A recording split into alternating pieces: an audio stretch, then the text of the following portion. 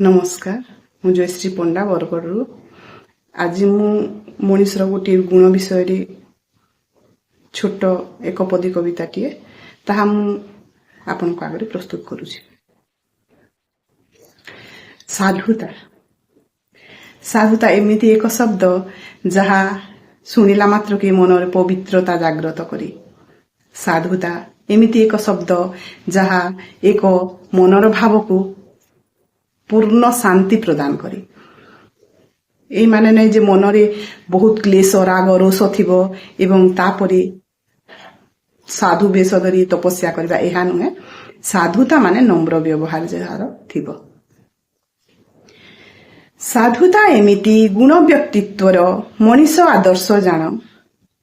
सुंदर सत्यता सर्वविश्वासता गुण थाए सच्चोटपण।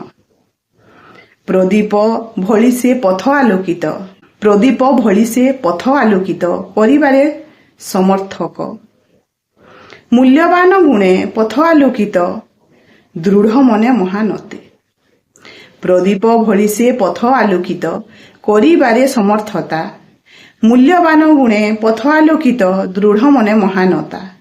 आचरण तार शुद्धता प्रवक्ता नम्रता दिव्य शक्ति सहायता।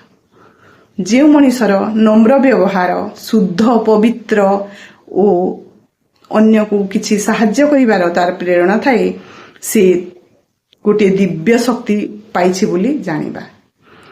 आउ एही सब गुण जहा पाखरे थाए से निजे ही निजर स्थिति दृढ़ करी से निजर स्थान निजे ही सृष्टि करि थाए। धन्यवाद। नमस्कार।